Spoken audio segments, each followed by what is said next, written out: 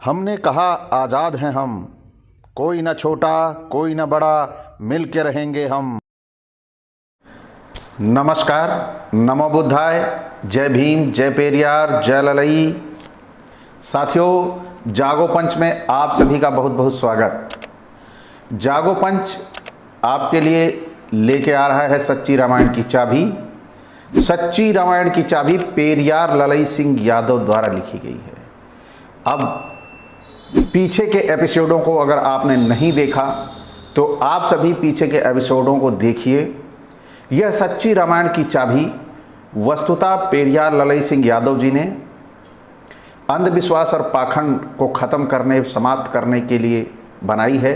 हमारे समाज में जो ये कुरीतियाँ और रीति रिवाज और अंधविश्वास और पाखंड इस तरह से फैला हुआ है, जिसकी वजह से लोग अपना वास्तविक जीवन छोड़ के वह उन अंधविश्वास और पाखंडीय जीवन जीने को मजबूर हो रहे हैं, जिससे वह धरती पर सबसे विवेकशील प्राणी होने के बावजूद भी वह एक पशुवत जीवन व्यतीत करते हैं। तो जो ये पशुवत जीवन व्यतीत कर रहे हैं, उन लोगों को जागृत करने के लिए, उन लोगों को अच्छा जीवन जीने के लिए, उन्हें वास्तविक जीवन की समझ लाने के लिए उनमें हमारे महापुरुषों ने बहुत बड़े बड़े कदम उठाए। उन्हीं कदमों में एक कदम है सच्ची रामायण की चाबी, जो यदि हमारा ये ओबीसी वर्ग और एससी वर्ग, फिलहाल कुछ लोग दावे करते हैं कि एससी वर्ग पूरी तरह से जागृत है, तो यह केवल मिथ्या ही होगा, क्योंकि हम समाज में लगातार देख रहे हैं कि सबसे ज़्यादा विधायक यदि देखा जाए तो इस समय एससी के ही भाजपा में पाए जाते हैं। वो जागृत होते तो निसंदेह वो भाजपा में ना जाते।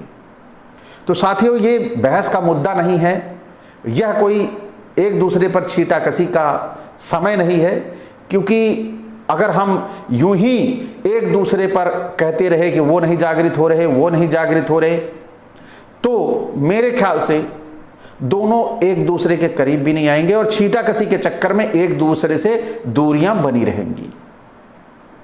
तो दोनों करीब कैसे आए, इसके लिए जो जगे हुए, जो जागृत हैं, उनका कर्तव्य है, उनका दायित्व है कि वह अपने स्वाभिमान को आड़े न लाएं कि मैं सब कुछ जानता हूं, ये कुछ नहीं जानता, मैं बहुत कुछ समझ गया हूं, जान गया हूं, मैं क्यों उसके पास जाऊं और कहूं, मैं किसी को क्यों समझाऊं। तो ये ऐसी बहुत सी चीजें जो स्वाभिमान के आड़े आती हैं। यानी आप जागृत हो तो आपको नम बनना होगा, और जब आप नम बनेंगे तो निश्चित तौर पर लोग आपका नमन भी करेंगे और लोग आपकी बातें सुनने को मजबूर भी होंगे। तो साथियों, इस सच्ची रामायण की चाबी सभी समाज के लिए, सभी जाति के लिए एक शिक्षा है, एक सीख है, जो हमें इसे पढ़कर, सुनकर हम अपनी जीवन शैली को बदल सकते हैं। तो जो अगर आप इससे अपनी जीवन शैली बदल सकते हैं तो निश्चित तौर पर यह आपके लिए पठनीय है और सुनने योग्य है। तो ज़्यादा समय न लेते हुए मैं चाहूँगा कि आपको आपके जो शीर्षक है उस शीर्षक के विषय अंतर्गत पुस्तक पर ले चलूँ। यहाँ पर आज आइटम नंबर 31 है। आइटम नंबर 31 में लिखा गया है कि भारत की भी बहुत सी स्त्रियां थीं। ये मर्यादा पुरुषोत्तम राम के परिवार की कहानी है। वो किस प्रकार मर्यादा में रहते थे, किस प्रकार मर्यादित थे। यह पुस्तक उस मर्यादित पुरुष की अमर्यादा को नंगा करती है, जो तुलसीदास ने छिपा लिया है। जो तुलसीदास ने छिपाया है। क्या छिपाया है, आप सभी आइए और पुस्तक को सुनिए, देखिए। वाल्मीकि रामायण अयोध्या कांड सर्ग 10 69 व 72 के अनुसार चित्रकूट में राम ने भरत से कहा था कि तुम अपनी स्त्रियों को सदा प्रसन्न रखते हो और उनकी रक्षा करते हो, उनकी बातों पर विश्वास तो नहीं रखते हो और उन्हें अपने कोई गुप्त बात तो नहीं बता देते हो। ये स्पष्ट हो रहा है। आप यहाँ पर देख रहे हैं कैसे इन लोगों की हजार पत्नियां हुआ करती थी, बहुत सी स्त्रियां हुआ करती थी, लेकिन ये रामचरितमानस में कैसे छिपाया है। पुनः कहा, तुम्हारी स्त्रियां और श्रुति तो सफल है, यानी अनुभव और ज्ञान सफल है। अब आइटम नंबर आते हैं हम 32।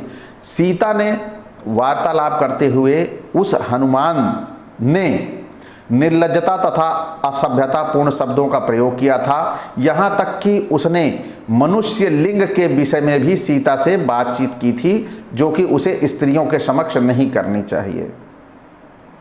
अब यहाँ पर बाल ब्रह्मचारी से वार्तालाप करते हुए सीता ने कैसी भाषा प्रयोग की, यह आप सच्ची रामायण में सुन भी चुके हैं। तो आइए चलते हैं आगे। वाल्मीकि रामायण सुंदरकांड सर्ग 35, 17 व 20 के अनुसार हनुमान ने लंका की अशोक वाटिका में परिचय बताते हुए सीता से कहा कि राम की भौहें, बाहु और अंडकोश ये तीनों लंबे हैं, उनके बाल पैर की रेखाएं और पुरुष चिन्ह अर्थात लिंग कोमल है, उनकी पीठ, उनका पुरुष चिन्ह अर्थात लिंग और जांघें मोटी हैं। बताइए, यह जब अशोक वाटिका में हनुमान जाते हैं तो सीता से परिचय जो राम का बताते हैं, तो यहाँ पर आप थोड़ा सा गौर करिए। यह सोचने का विषय है कि क्या राम ने अपना अंतरंग खोल के हनुमान को दिखाया था कि जाके क्या इसके विषय में सीता को भी बताना। वाकई ही यह बड़ी सोचने वाली बात है। आगे, उनके बाहु, उर और गंडस्थल ये चारों बराबर हैं, उनकी भौहें, नासिका के छिद्र, आँखें, कान, होंठ, कुचाग्र, केहुनी, कलाई, जांघें, अंडकोश, कमर, हाथ, पैर, नितंब, चूतड़ ये 14 अंग बराबर हैं। भाई गजब। उंगलियों के पोर, बाल, रोए, नख, त्वचा, पुरुष चिन्ह अर्थात लिंग, दाढ़ी और बुद्धि सूक्ष्म है। यह गजब की पुरुषोत्तम लीला है, मर्यादा पुरुषोत्तम की कहानी है। लेकिन यदि ये प्रमाणित ना होती तो शायद है भावना आहत गैंग यहाँ पर सक्रिय हो जाती और हुई थी भी। और यह पुस्तक कैसे बची है, यह पेरियार ही बता सकते हैं या उनके समकक्ष उनके साथी बता सकते हैं कि इस पुस्तक के लिए कितना उनको संघर्ष करना पड़ा था। आज छोटी छोटी संघर्षों को हम देख सकते हैं। केवल रामचरितमानस की प्रतियां ही जलाई गई, पन्ने जलाए गए थे, वो उन पन्नों के जलाने पर रासुका लग जाती है। तो सोचिए, यह पुस्तक आपके बीच में अपने आप में एक बहुत बड़ा प्रमाण और साक्ष्य है। आप सभी अपने समाज के लोगों को रामचरितमानस को जलाने की ज़रूरत नहीं है। अगर आप अपने समाज के बीच में यह पुस्तक लेके जन जन तक पहुंचा लें और उन्हें जागृत कर लें तो शायद है रामचरितमानस के पन्ने सड़ जाएंगे, उसे कोई पढ़ने वाला ना होगा। लेकिन ये मेहनत का काम है, ये करना होगा, सबको लग के करना होगा जो जागरूक हैं। तो आइए आगे चलते हैं। Item number 33। सीता रावण के लिए भोजन परोसती थी। अब वहाँ जो रामचरितमानस है उसने उसे अशोक वाटिका का केंद्र ही बना दिया। लेकिन यहाँ पर देखिए आगे क्या लिखा गया है। लंका में सेनापति बैठे हुए रावण ने सीता से कहा, सीते लज्जा न करो, हमारा और तुम्हारा मिलाप दैवी योजनानुसार है, इसका स्वागत संपूर्ण ऋषि और मुनि करेंगे। इस पर सीता ने उत्तर दिया कि तुम मेरे शरीर को यथेष्ट भोग सकते हो, मुझे अपने शरीर की चिंता नहीं। अब अवलोकन कीजिए, इससे पहले भी बताया गया है आइटम नंबर 20 से 32 में। तो आइए आइटम नंबर 34 में क्या लिखा है ये देखते हैं। जहाँ तक सीता के प्रति राम का संबंध है वह पाखंडी, कपटी, विश्वासघाती, स्त्रीकृत, निर्बल, बेहुना, मेहरा और झूठा था। उसका भाई लक्ष्मण उपद्रवी, प्रजापीड़क था, जिसने अपने पिता को मार डालने का साहस किया था। यह लुच्चा व लंपट था, जो गद्दी प्राप्त करने हेतु कोई भी कार्य करने में नहीं हिचकिचाया। अवलोकन कीजिए निम्न हेडिंग: रामचरित, लक्ष्मण चरित, रामायण, रामायण में अपमानित शूद्र, रामायण में अपमानित नारी, रामायण में ब्राह्मणी गरिमा। यह सभी जब ध्यान देंगे तो हमें जो राम के चरित्र के बारे में जानकारियां होती हैं वो पता चलेंगी। आगे चलते हैं आइटम नंबर 35। राम का अहिल्या तथा पहाड़ों, नदियों, बेरी का पेड़, कुक्कुट, बंगला व गिलहरी के प्रति संबंध परिशिष्ट अवलोकन कीजिए। सीता का चरित्र अवलोकन कीजिए। सच्ची रामायण की मान्यता प्राप्त सीता संबंधी सभी पृष्ठ अवलोकन कीजिए। सीता से संबंधित आइटम नंबर 15, 16, 18 व 23 व 26। यहाँ पर यह बताया गया है कि राम के चरित्र को यदि आप देखना चाहते हैं, पढ़ना चाहते हैं, जानना चाहते हैं तो कहाँ से आप इस पुस्तक में पढ़ के जान सकते हैं। महावीर चरित्र के अनुसार विश्वामित्र ने अपने आश्रम पर सीता और उर्मिला को बुलाया। वहीं राम सीता को और लक्ष्मण उर्मिला को देखकर आकर्षित हो गए। राम कथा अनुच्छेद 311। बड़ी महत्वपूर्ण पुस्तक है राम कथा। मैं इसकी खोज के लिए लगा हूँ, मिलते ही आप सभी को इसके बारे में एक पूरा वीडियो बना के डालूंगा। वाल्मीकि रामायण सुंदरकांड सर्ग 38 में इंद्र के पुत्र जयंत की कहानी अवलोकन कीजिए।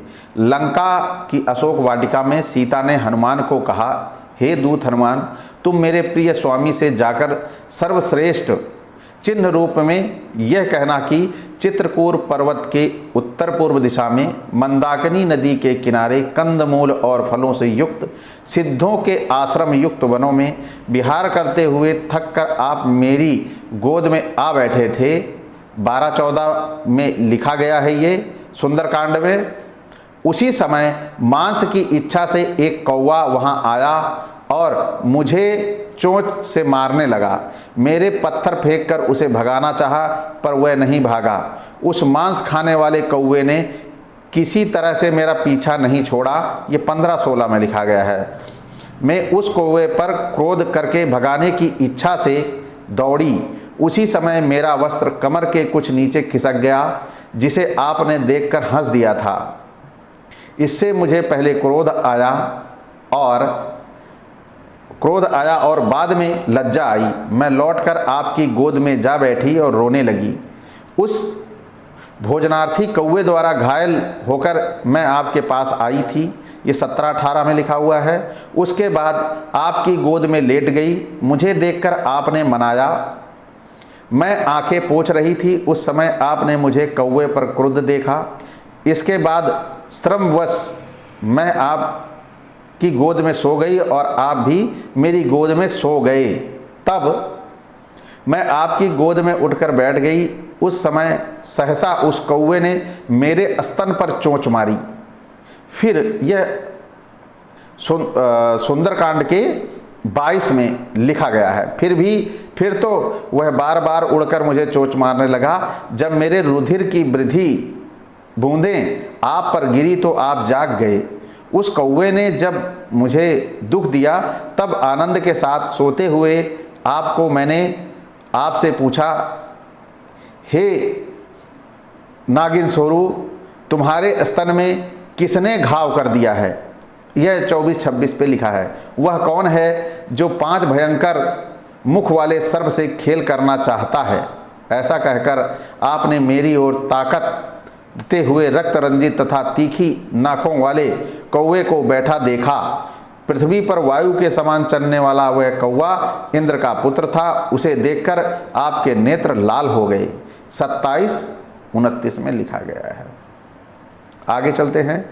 लक्ष्मण ने सीता की रक्षा हेतु श्याम देश तथा ब्रह्म देश की रामकथा के अनुसार 3 रेखाएं, तेलुगु द्विपद रात 3:18 के अनुसार 7 रेखाएं व तुलसीदास कृत रामचरितमानस, अरण्यकांड, खोतानी रामायण, श्री राम, हिकायत महाराज रावण, मधुसूदन द्वारा संपादित महानाटक में अंक 365, कृतिवास रामायण, आनंद रामायण में 2:778, भावार्थ रामायण में 3:35 पे, सूरसागर में और स्कंद 9:5-3, असमिया गीत रामायण रामचंद्रिका 812-18 तथा पाश्चात्य वृत्तांत नंबर 13 के अनुसार एक रेखा खींची थी। रामकथा अनुच्छेद 499। नोट: सीता ने उस रेखा को स्वतः पार किया था।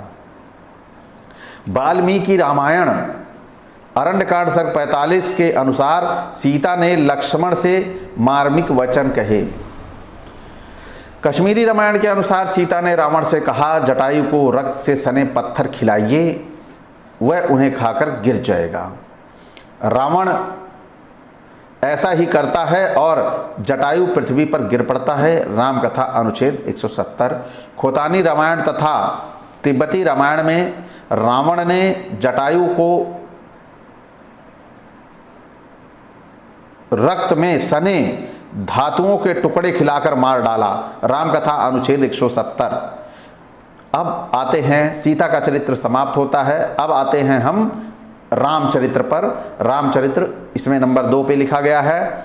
अवलोकन कीजिए सच्ची रामायण के मान्यता प्राप्त राम से संबंधित पृष्ठ, राम से संबंधित सभी आइटमों के उत्तर, यानी कि जो ऊपर दिया गया है, जितना बताया गया है उसमें राम के चरित्र का वर्णन किया गया है, जिसे आप अवलोकन कर सकते हैं। तुलसीदास कृत रामचरितमानस बालकांड के अनुसार गौतम की स्त्री अहिल्या श्रापवश पत्थर बन गई, राम के चरण स्पर्श से पुनः स्त्री बन गई।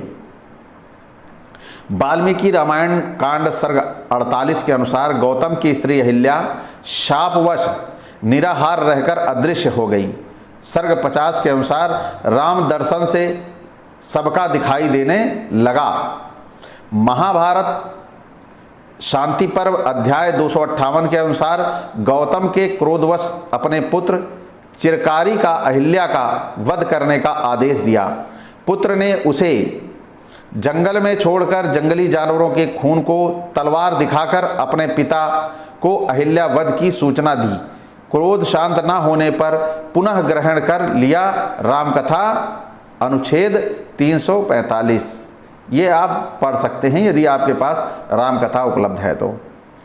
तुलसीदास कृत रामचरितमानस बालकांड के अनुसार राम ने सीता को जनकपुर की वाटिका में देखकर लक्ष्मण से कहा, हम नहीं मदन दुंदभी दीन्ही, हम नहीं मदन दुंदभी दीनी। वाल्मीकि रामायण किष्किंधा कांड सर्ग 1:22-23 में राम ने लक्ष्मण से कहा, मुझे कामदेव सता रहा है। अब आप इस मर्यादा पुरुष की भाषा को आप थोड़ा सा गौर करिए, ये गौर करने का विषय है। तो मैं आप सभी से यहीं पे ही चाहूँगा कि समय बहुत ज़्यादा ना हो, कि आपका समय इसे सुनने और पढ़ने में ज़्यादा समय लगे। तो अगली पुस्तक, इसका अगला भाग मैं अगले सीरीज़ में लेके आऊँगा। और आप सभी से मैं चाहूँगा कि आप सभी अगर यहाँ तक वीडियो देख चुके हैं तो आप सभी से चाहूँगा कि इस अंधविश्वास और पाखंड रूपी पुस्तक रामचरितमानस की पोल खोल के लिए, अपने समाज की जागृति के लिए आप सभी इस सच्ची रामायण की चाबी के सभी भागों को ज़्यादा से ज़्यादा लोगों तक शेयर कीजिए, जिससे हम अंधविश्वास और पाखंड की जकड़न को ख़त्म कर सकें। तो आप सभी साथियों से मैं चाहूँगा कि आप सभी जो नए हैं वो चैनल को सब्सक्राइब कर लें, और जो हमारे पुराने साथी हैं वो लाइक करें और ज़्यादा से ज़्यादा शेयर करें। और जो साथी मुझसे डायरेक्ट बात करना चाहते हैं या मेरे साथ चैट करना चाहते हैं या मेरे साथ अभी मैं जल्द ही लाइव सेशन स्टार्ट करता हूं, तो वो चैनल को ज्वाइन करें, जिससे हम उन्हें आमंत्रित कर सकें। तो सभी साथियों से मैं विदा चाहूँगा। नमो बुद्धाय, जय भीम, जय पेरियार, जय लड़ई जी।